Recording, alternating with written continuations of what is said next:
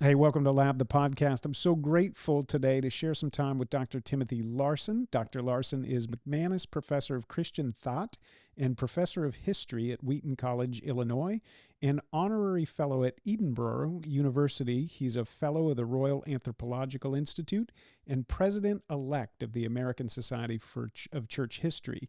He's written 9 books, including the one I have in my hand, The Slain God, Anthropologists and the Christian Faith. Dr. Larsen, thanks so much for sharing time with us. You're up in the Chicago area in winter, so thanks for making space for us. I'm excited to be here. I have a theory that we're productive in Chicago because of our winter. I love it. I don't know, we have so many overlapping layers. Of a board member on our organization, Roger Sandberg, went to Wheaton. And so we've got a connection to Wheaton, to Chicago. And then for some reason, there's so many people on our team who love that city. And we do an annual trip called an On Beauty experience up to the Chicago Art Institute. It's just great. So you're in a Oh, yes. good spot. It's one of the greatest collections of art in the world. I've been to all the great galleries in Europe, certainly, and it's one of the best. Yeah, we love it up there. Even just the architecture. It's a wonderful city. We really, really enjoy going up there. So it's good. So last February, a mutual friend, Chris Armstrong, he's a guy that I respect. He's done a lot of wonderful work and been helpful for us. He actually reached out last February and said, "You have to read Dr. Larsen's work." And he was particularly interested in one book, but I've added to my stack of reading now. But I started with The Slain God. That's where I found my way into your work. And my hope, my plan was to read 2 or 3 of your books and then reach out for a conversation. So we got a good conversation about multiple books. But I was just a few pages into The Slain God, and I asked Cami, I said, I have to get this conversation on the book. So thank you. Did I start in the right place? I mean, Chris's orientation was, you're talking about enchanted reality. You really should read George MacDonald and the Age of Miracles. But my instincts went to The Slain God. Was that the right choice, or would you have sent me the other direction first? I will say that it's the book I'm most proud of, The Slain God. It's not it's kind of quirky in the sense that I do church history, and it's kind of in a kind of interdisciplinary space that's all its own. So it's not representative of how I was trained as well, but I think there's a magic to the book as well. I'm very pleased where you started. Yeah. It's I felt that way. I can't wait to talk about the book. We're just outside of Advent and Christmas. And when we think about enchanted reality, I think about Advent being maybe the first, I like to think about it, the early signs of spring after a long Enlightenment winter, that maybe the ground is starting to be visible of a more enchanted space. And so it feels like we're just leaving maybe that best glimpse that the world gets at a fuller and more rich story. Do you agree? As you think there's something about the Christmas season that's still particularly filled with enchantment, even in our moment? So I also did the Oxford Handbook of Christmas. So I have thought a great deal about Christmas, and people often ask, why is it on December 25th? My own, and the real answer is, we don't know. There weren't records back then when the church was making that decision. But I think that it was deliberately tied to the winter solstice. And I think it was tied to the winter solstice for theological reasons, because that is the moment when we've reached maximum darkness and the light becomes stronger and stronger. The light has come into the world and the darkness cannot overcome it. And so, yes, absolutely, we're living out the reenchantment, the light coming once again. Yeah. I feel like that is the way that even in our moment in Western culture, it still breaks through. There's still something, and I always say this about Christmas Eve, that it is probably, if we think about strange in a beautiful way, it's that one moment where a majority of the population still feels the same thing at the same time. Everything gets quiet, everything slows. And that's pretty rare that we're all united in some space like that. So I love it. It's so good. We're going to pull on that thread a little bit more, and just with the backdrop of there is an enchanted story. There's a transcendent layer to what it is to be human, and that's in us. That's our conviction. anthropology there's some assumptions about that study of what it means to be a human person. Before we even keep going, I want to give you a chance to give a clarification on the definition, just so that everybody listening is thinking rightly as we think about this book, The Slain God, and anthropologists and their view of Christianity. So give us a definition. Is study of human culture the best way of thinking, or would you add to that and say, hey, anthropology is really this? Yes, it's a great question. And of course, scholars love to argue about definitions. So it is the study of human culture, or human beings in their cultural life. But historically, I'm a historian. The kind of assumption of that was you're studying the other, and particularly the kind of more primitive, exotic, all of these kind of loaded words that have been challenged kinds of people. So to contrast that, sociology also studies human culture, but it's more about kind of your contemporary own culture. And so anthropology's tried to unweave the negative assumptions of what I've just been saying, but it is kind of baked into its background is that there are other cultures than yours that have some different way of thinking, different way of behaving, and you're going to learn about what it means to be human by understanding them. Yeah. I think that question of what it means to be human is probably, in my estimation, the most urgent question of our moment, right? And it's underneath the surface. We maybe don't even know that we're explicitly asking that or implicitly asking that question, but it is inside us. What does it mean to be human? Do we derive our identity, design our identity? How do we form and think about who we are? And I'm curious from your perspective, are we just circling back around to that big question, or are we asking it in a different way? I'm thinking about Lewis and his thoughts on the abolition of man and kind of pointing to our moment saying, hey, you're going to lose something about what it is to be human if you keep tacking in the direction you're going. Have we gone so far as that we're asking that question in a fundamentally different way than people have asked it before? I think that there's a continual kind of loss and recovery of insights about the human condition. And so, yeah, the correctives need to happen all the time. Lewis could see a corrective. So I'll just kind of jump in with what you're saying. I think we live in a very Manichaean moment where people are quite willing to think of their side being all good and the other side being all bad in this very kind of stark binary, which surprises me. I was promised that the future would be all kind of squishy, relativistic, no absolute judgments. And we live actually in a very moralistic age and a very judgmental age in lots of ways. And so to me, that what that pulls you back around to is, do we have an insight about the human condition that makes us realize that the badness taints us as well as just our enemies, the other? Yeah. Yeah, I think that that's right. And the complexity of that, I love that about conversations with younger people. There's a nuance and a complexity to their thought about what it means to be human it's really cool. It's exciting to see that the questions being asked. Paralleling that is this incredible advancement of technology and what's next about what it means to be, and should we go in those directions? Can we alter what it means to be human? So before I go down a million rabbit trails, take us to just the book, The Slain God. You said it's the book that you maybe are the most proud of. It's a favorite in your collection that you've written. Give us the high level view of why you wrote the book, and particularly for everybody listening, how you approached it. I loved it when I got in and saw how you approached this subject. And then maybe say just a bit about the cover art, because I'm always curious why people pick what they pick. There's always a reason behind it. And so I love it. It's beautiful. But what's the why behind the imagery?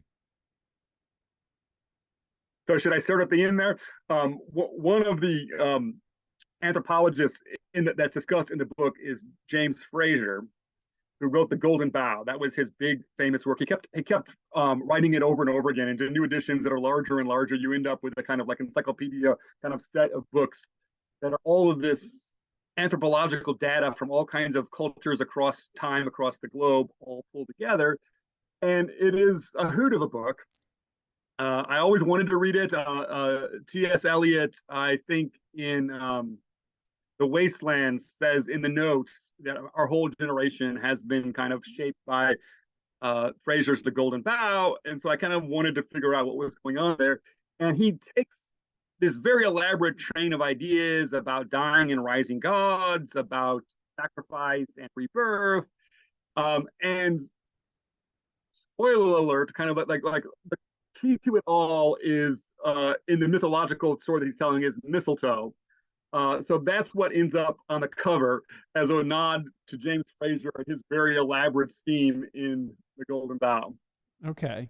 I love that. See, there's always a good reason. If you're holding a book in your hand, or if you're listening, just spend more time with the cover. There's usually something there, and that makes sense. That's awesome. When did Fraser write? Remind me of that. When his writing was really at the forefront of the conversation. So probably from the 1880s to around the 1930s. Okay. Yeah, he's dominant for a long time. Yeah. Well, one of the assumptions that I think I have, that a lot of people have, is that just anthropology in general is incompatible with Christian faith, that there's sciences that are hard sciences and they're not, you just cannot be a Christian if you're in that space. And I think the book opens with Fraser and we start moving forward through these different voices. And I loved it at the center, Pritchard and Mary Douglas and these other names emerge. And I'm seeing not just serious anthropologists and not people that maybe the Christian community winks and nods and says, well, these were good scientists. These are, both the entire world recognizing that these are the top voices in that field. Serious anthropologists, also very serious about their faith.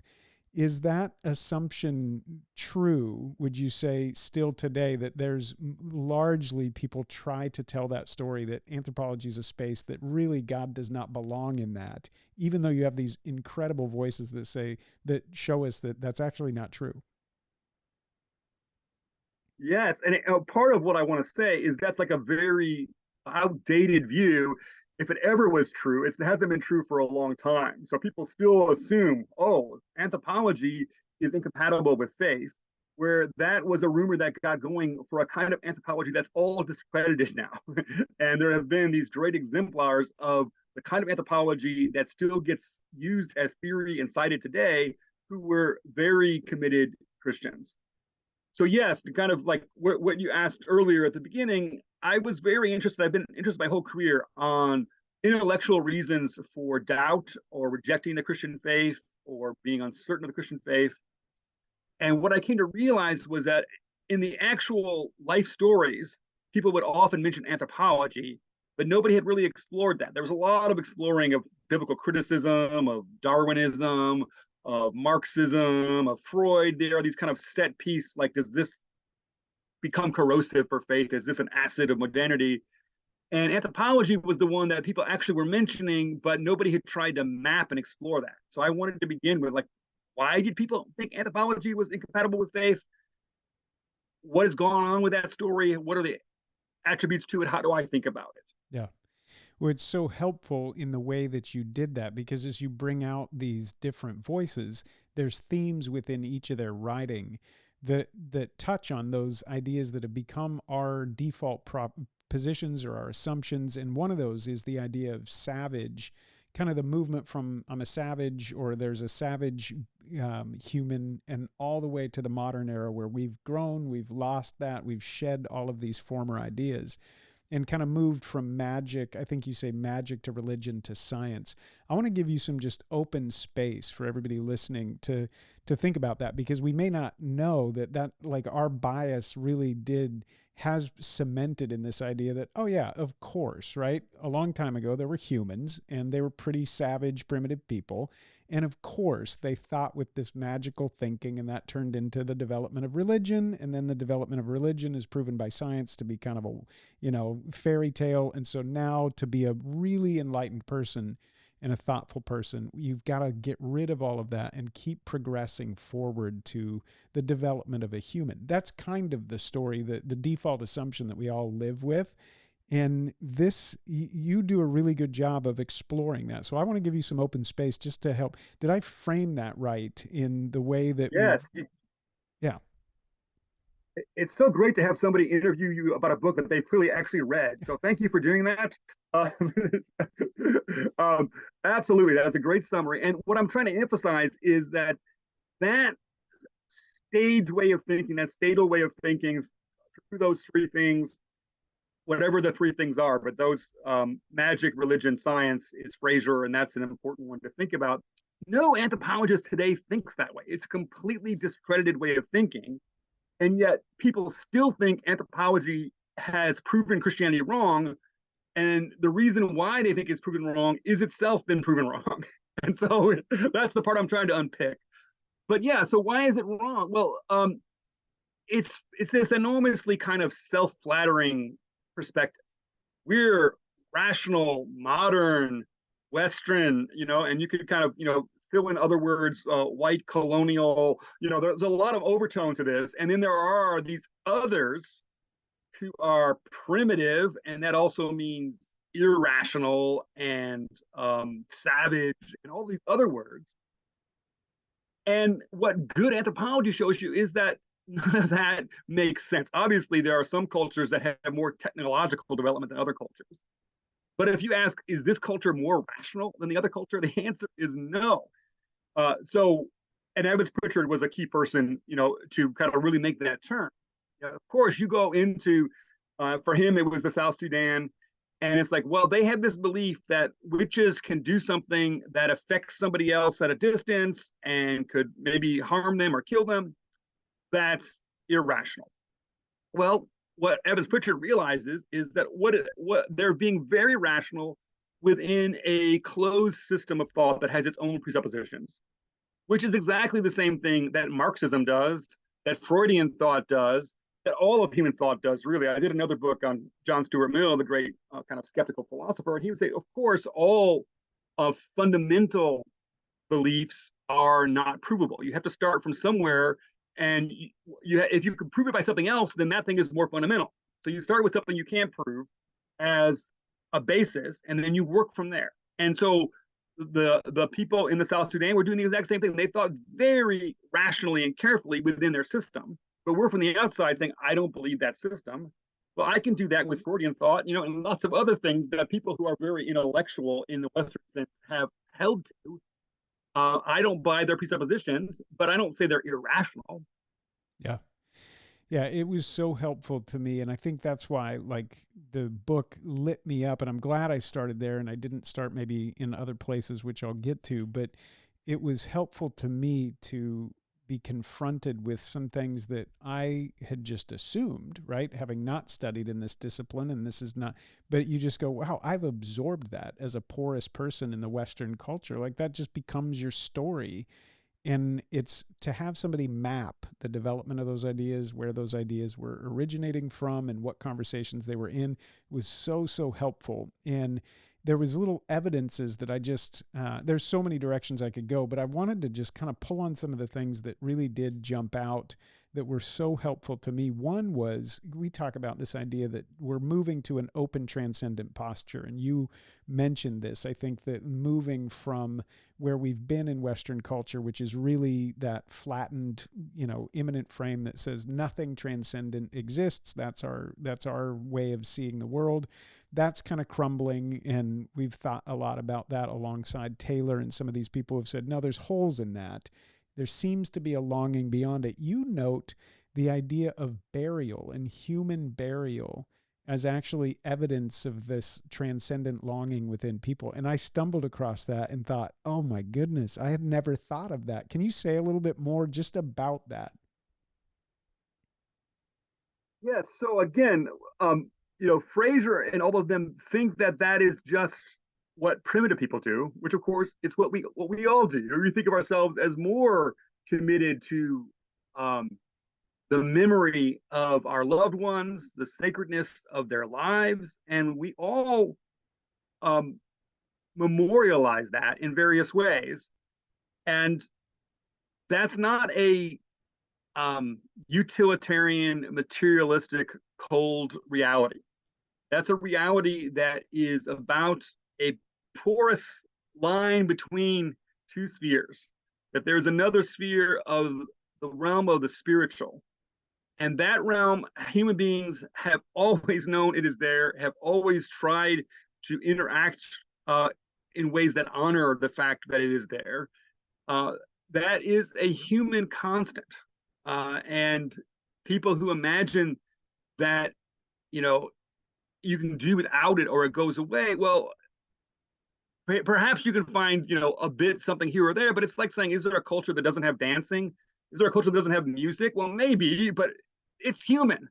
This is the normal human way of interacting and living. Yeah.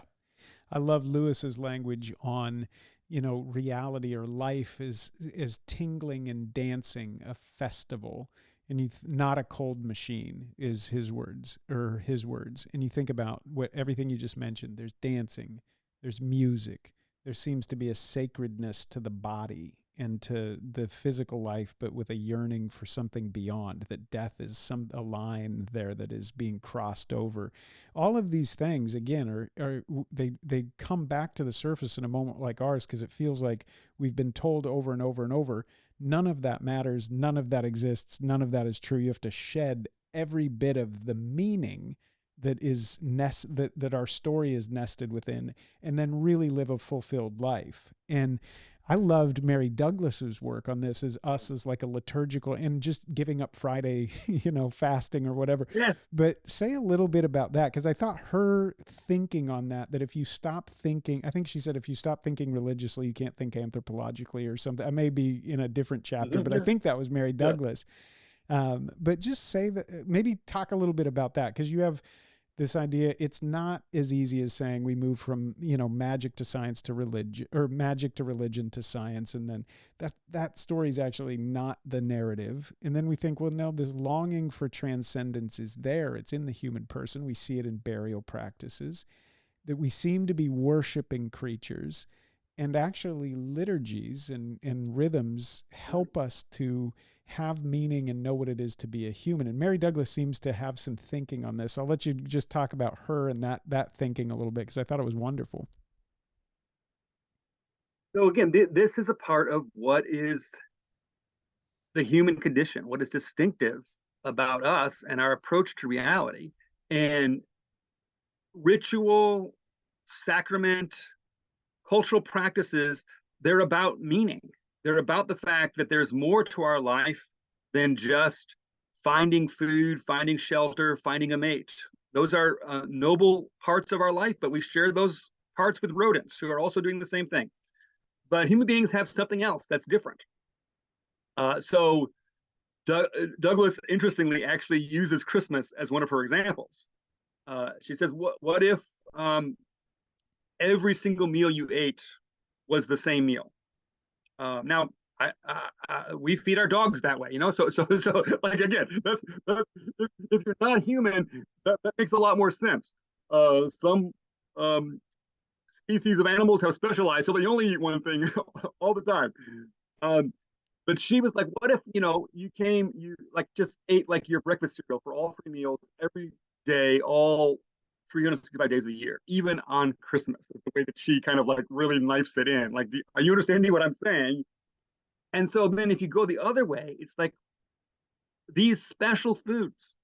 There are all kinds of things, even in my house, maybe especially in my house, that we only make or eat once a year, which is in the Christmas season. Like they just go away. We don't buy candy canes, in the middle of July, and on and on. And what that is about heightening meaning in reality. That we are connecting to something that is more than just the need of our body to have nutrition. It is the need of our soul to make meaning of our experience. And repetition of practices and rituals is part of the way that humans encode meaning, make sense of their own lives, and pass it on to the next generation. All of that is like so important for Christmas. The fact that it comes around every year, you know where you are in time. Now, there is a way in which history is linear, and we are scared because we don't know what the future is, what is going to happen with this scary change. But there's a reassuring pattern within that of the annual cycle, which is layered on with much deeper meaning through, in my Christian faith, the Christian year, where there's a cycle of the birth of Christ through his death and resurrection, where you are tracking with the meaning of human life and the hope that we have as human beings through time. And then it reiterates itself. It becomes more reassuring because you know where you are. It's like, oh, yes, even like, my children, when they were super young, they would remember. And like, where is that Santa figurine that you had on the shelf last year? Like, put it out again, because we want to know where we are in time. We want to be reassured that there is something that we can track with, that gives a heightened sense of meaning beyond just the struggle for existence in that narrow sense. Yeah. Yeah. It's so, as you talk, I feel like emotion in me. Like I have an emotional reaction just even as you describe that food, the story of food in your house, because and there's an urgency. So if you're listening to this podcast, just slow down for a second and join me in this. Like, why do we care? Why did the slain God jump off the shelf when I started reading it? And just it's charged and potent with urgency, in my opinion, because here we are in our moment, very advanced, very technologically advanced. But the Surgeon General releases his report, says we have an epidemic of loneliness. We keep hearing there's a crisis of meaning, a crisis of meaningful connection. And we're drinking protein shakes, and we are doing exactly what you just said. We're eating the same thing, and it's driven by this efficient, pragmatic, like, why wouldn't we just condense the nutrients, strip out the food, put it in a pouch? And before you know it, you're like, are we all just wearing like white, like spacesuits, drinking pouch food, not enjoying a table? And we just did a podcast with a wonderful woman who got her master's at Harvard, and she decided to write a book about the table, because she was saying, let's not forget that it is in the breaking of bread and the sharing of food. There is something about being a human. And I'm just thinking the reason the emotion comes up is I feel like we're losing it, or we've lost something. And I feel like there's so many of us who are saying, I know that's not right, but I've been trained to think that that's the only option. And you hear a voice like Mary Douglas saying, challenging that, just going, what if you did eat the same meal every day? I don't think that's our story. Yeah, that's beautiful. And these things do take commitment and discipline, but they reap benefits that are long-term benefits. I think, just to kind of maybe move a little bit sideways, but people ask a lot now, why are so many people not going to church anymore? And they often give intellectual answers to that, like they don't believe this or that, or they're offended by this or that. But I think that a huge, huge factor is just the discipline of, can you get up and get dressed and go somewhere else on a Sunday morning or anytime once a week? Or has the informality of life, doing what you want when you want, become so tempting that any kind of weekly meeting feels like too much of a discipline and a commitment? And yet, if you put that time in over the long term, it just deepens and deepens in social connections, in human connection, in meaning, in how to face unpredictable things that happen in your life, that there is now a living community that's a part of your life in this moment that you were not expecting. To tie it back to what you were just saying, I'm the cook in our family, and I do a Sunday roast every Sunday. I put something in the oven. It cooks while we're away at church. We come back, it smells great. We eat this, and it's a different meal from the meal that we have any other meal of the week. And it's this celebration of Sunday is not supposed to be like every other day. This is a feast day in the traditional way the church thinks of it. It's a little celebration of Christ's resurrection every week because he rose on a Sunday. And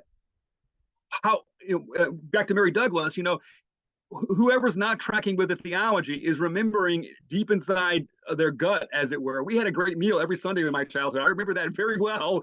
It was special. It tasted fantastic. It took extra work to make. But where's that meal gone? Why are we just buying this stuff that's coming on Uber Eats or whatever all the time, and we don't have that great meal that I remember? Yeah. Yeah, and I think to your point on church, it's just ceased to be meaningful. We don't know why is it meaningful to sit at the table? I don't think that's meaningful. Let's get rid of that. I don't think is being together on a Sunday meaningful on a particular day at a particular time. I don't think that's meaningful. Let's get rid of that. pretty soon you do that. And again, you're left with, like, I think about like a gray moo eating a pouch of, processed protein powder or something. It's like, yes, maybe it's more Yeah. efficient, but it's not what it means Yes. to be human. And I think I loved this. And I wanted to ask you about Pritchard saying that unbelief is a disease that leads to blindness. And that Mm. just was like chilling to me. I hadn't thought about that, but he was Mhm. saying, I loved his thinking on that he was, I think, and I'll let you pick this up and run with it, but I heard him saying he was asking the question, why do I see in a particular way and someone else doesn't see in that same way? And he said, it's somewhat like color blindness or tone Mhm. deafness, that I have to realize that it's not that something isn't there. It's that someone's capacity to perceive that maybe has been lost or isn't as acute as somebody else's. And so then it shifts your posture to saying it's not that something's absent. It's that, how can I help someone encounter something that is maybe not as easily accessible? But I love that on blindness, color blindness and tone deafness. Is that what he was getting to in that? Yes, you've explained that beautifully. Durkheim famously said, Durkheim is counted by both anthropologists and sociologists as one of their foundational theorists and thinkers. And he said that he was religiously unmusical, which is making the same idea, which is good. It's wonderfully humble because it's saying, I recognize that people are perceiving something, even though I'm not very good at perceiving it. This is actually normal for the human condition. It's normal that we can talk about the color of what we see. It's normal that we can hear pitch and create it. And it's normal that we feel the transcendent, that we feel the reality of the spiritual realm. And so somebody who doesn't has to compensate for the fact that there's a human perception that's happening with people around them that they're not as attuned to. John Stuart Mill, again, even though he was a skeptic, he also made that exact same point. He said, I recognize that other people have an apprehension of God. I don't have that direct apprehension, but he was not denying their witness and experience being true. He was just saying he had to navigate where he didn't have that same experience, at least to the extent that they did. Yeah. You might be able to help from your church historian background on this, but I also thought I tucked in here in one of the chapters was a nod to Rudolf Otto. And he wrote the idea of the holy and this idea that we have a rational and a non-rational encounter with God. And one of the authors in The Slain God, I don't have my notes in front of me, but was talking about that I think under the umbrella of the mystical, and saying that these things are not in competition and it's not an either or, that there's a reality that our faith is both rational and non-rational. That's Otto's language, but that's something to embrace and to celebrate. How did we get to a point maybe in Western Christianity, evangelical Christianity, where it feels like those two things have to be divorced or suspicious of each other or either or? And is there a way back to where I hear, like even here, that in our human story, we intuitively know that it's rational and non-rational? Yes, I like the way you've set that up. There is that anything can be given a reductionistic answer in kind of scare quotes. So you can always say that all this is something and say something very thin about it. So one famous example is people want to just think that they could explain the biology of how the brain works, that they somehow have explained what the mind is and what thought is. And all that they've done is something very thin to talk about the processes that we're using in our body to do that. And it's like, it's the software is not the hardware, as it were. So it's coming back to that realization that there is a superabundance of meaning that is beyond that thin, reductionistic, literal kind of look at it. So, I've mentioned before sacraments. I think anointing with oil, for example, is a very powerful experience, and it's a practice that the church has, which has been transformative for people's lives. Of course, it's deliberately simple and unmysterious in its mechanism. Oil is just oil. You can go to any grocery store and buy, for just a few dollars, some olive oil. It's not that what you're looking at as the raw ingredients is somehow mysterious and it's got some secret ingredient and all of that. It's a deliberately simple act that is powerfully connecting people to deeper yearnings in their spirit and to the reality of the transcendent breaking in on the human condition. And so that's what Evans Pritchard is seeing. That's what Otto is seeing. And I think it's right. Yeah, no, I think it's right. And I think it goes to Mary Douglas's point on symbols as a telling forth. And I love that you called that out, that there is something that's being, maybe you can say, you'll for sure say it better than I would, but just talk a little bit about her language on that. Because again, as a Protestant, there's been a suspicion of symbol and kind of choose the rational, not the non-rational.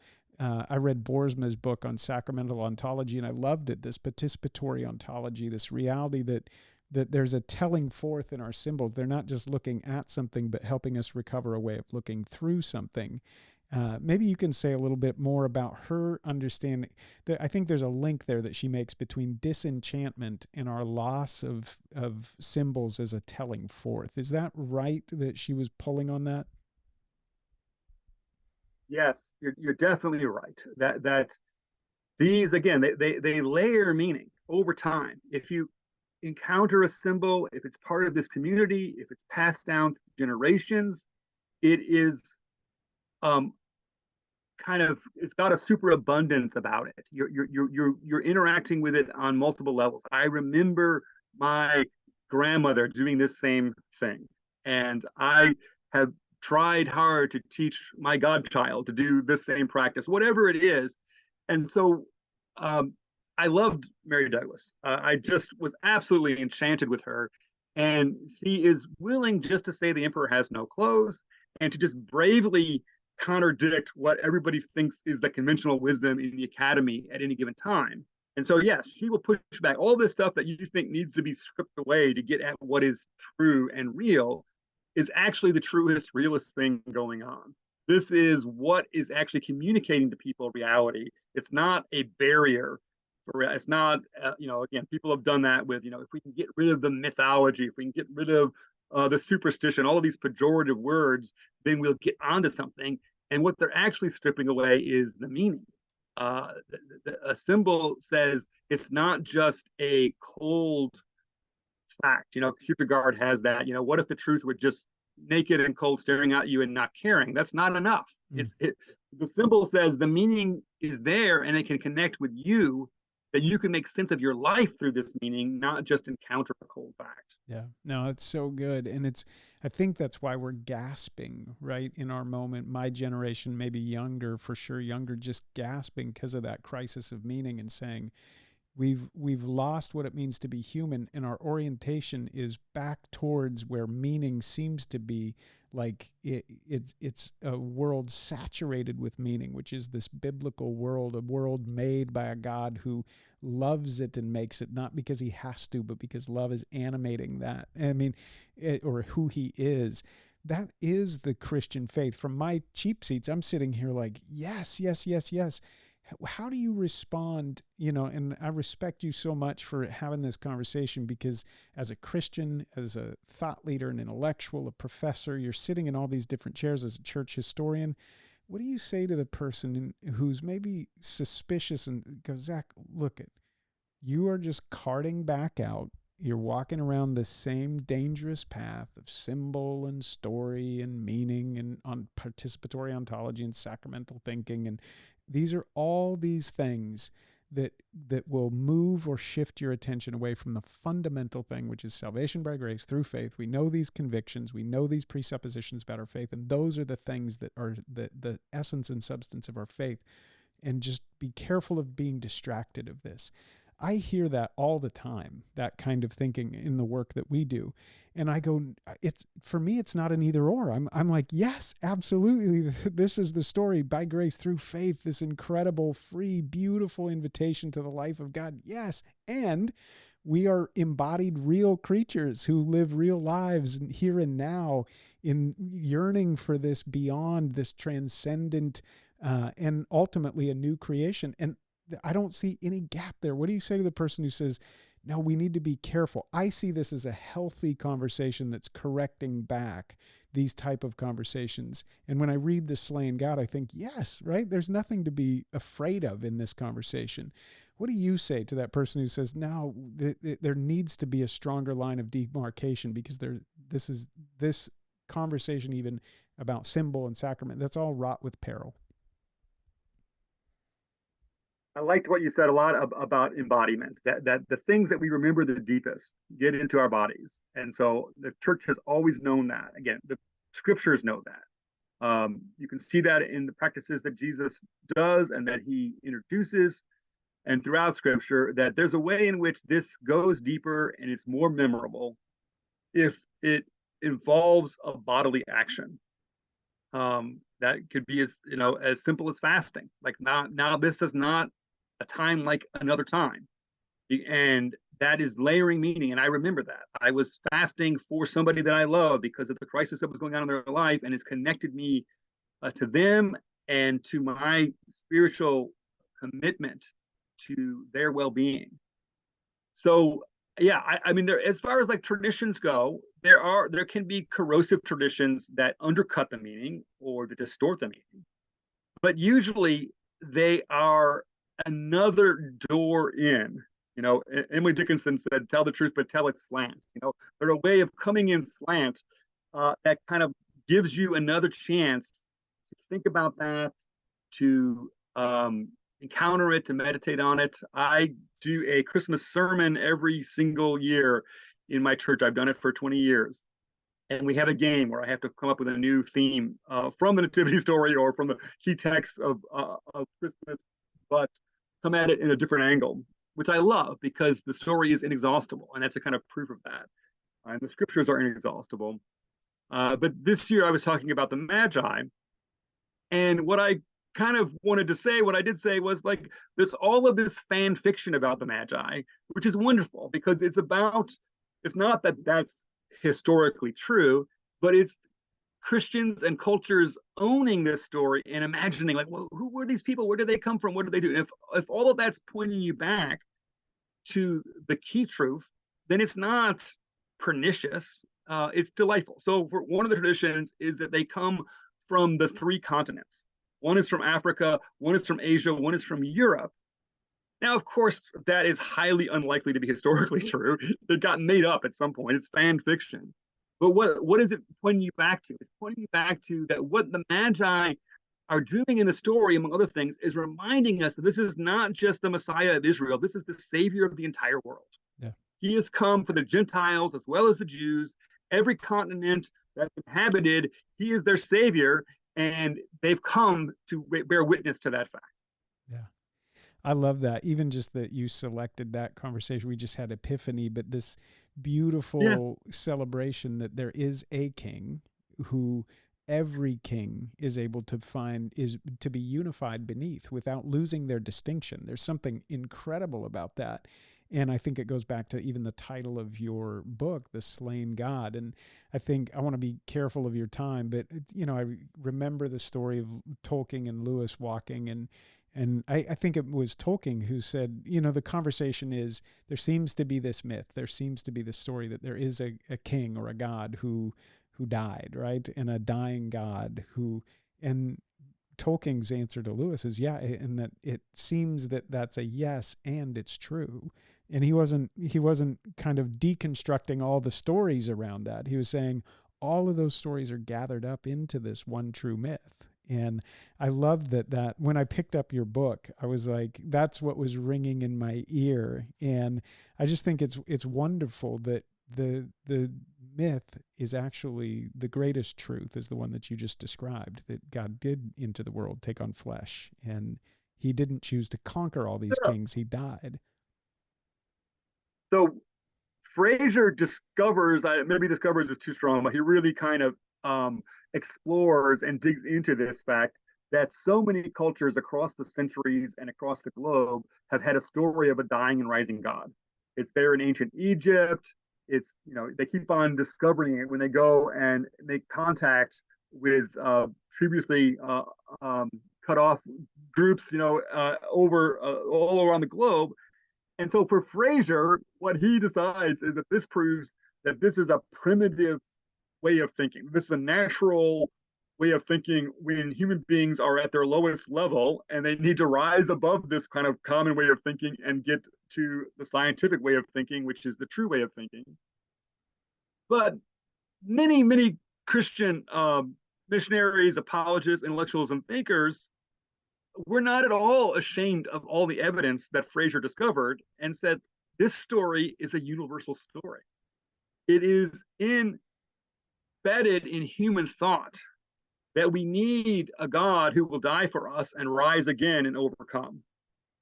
That story keeps echoing throughout cultures because it's a longing in the human heart. It's a desire of the human condition. And as you're saying, Lewis and Tolkien come to the point where it's a myth that is true. It has been fulfilled. The hunger that is inside us, the reason why I feel thirsty is because water exists. It's a response to something that's real, that's inside me. And the reason why this story is such a longing inside me is because the reality exists. There really is a slain God who is also the risen God. And that's why I so connect with that. That's why people across the centuries have connected with it and the globe, because it's real.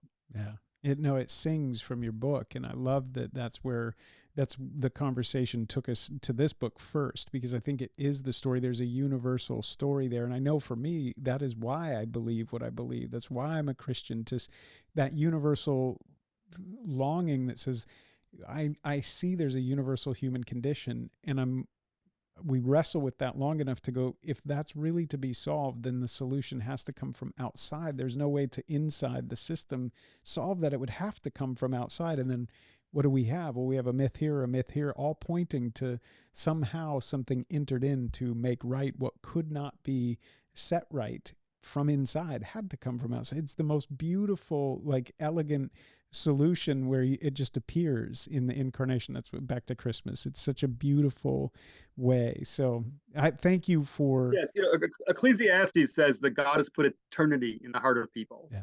And again, that's just like such a wonderfully poetic way to put that, because we know that we're finite, that we're limited. Our finitude presses against us all the time. We have such physical limitations. Our life is going to end. The life of everybody we know ends. And yet, so if you just take like the facts on that level, all you have is shortness, contingency, finitude. And yet, the human heart jumps towards immortality. It jumps towards the grandness of the unfolding. Every human being has a sense that the relationships that I have with these other people that I love should never end. It should go on forever.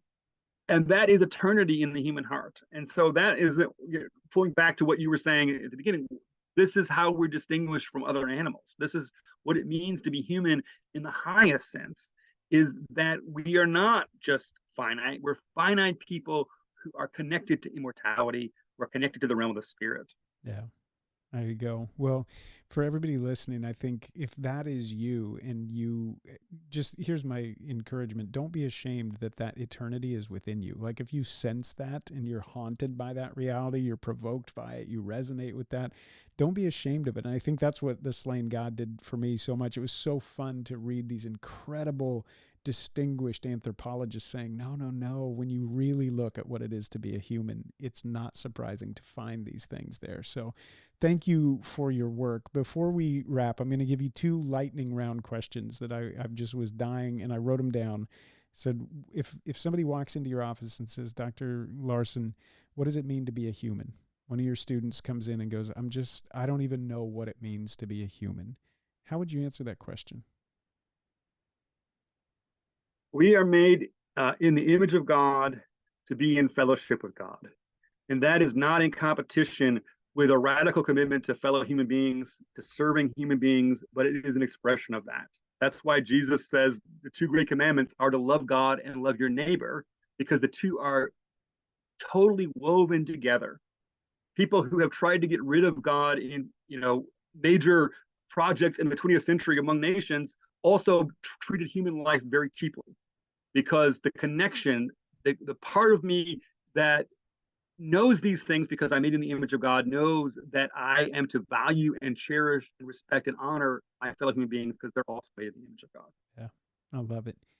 If you have that longing, if you have that question, if you even in this conversation find yourself going, I've wanted to return back to church, maybe even in 2024, all of the data shows all these people leaving the church, but I'm one of these people. I'm wanting back to find my way. I think this conversation, this book, gives great encouragement and invitation to say that's a part of what it is to be human. There's deep meaning there and connection there, and it may be exactly what God is inviting you back to. So, Dr. Larsen, thanks for the time. This has been awesome.